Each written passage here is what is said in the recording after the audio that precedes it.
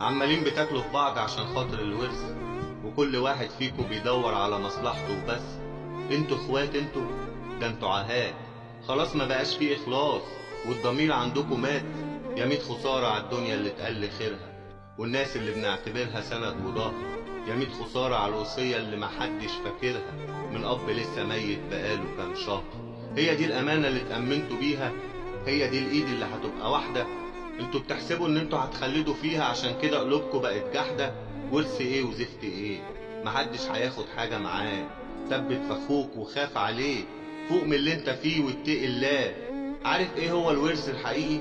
انك يكون ليك اهل وعزوة، وناس تشيلك وقت الازمة وتخاف عليك ويكون ليها لازمة. عارف يعني ايه من لحمك ومن دمك؟ يعني اخ واخت وشايلين همك. يعني ناس بتحبك من غير مقابل، من ريحة ابوك ومن ريحة امك. اتقوا الله يا جماعة وخافوا على بعض، الدنيا مش دايما.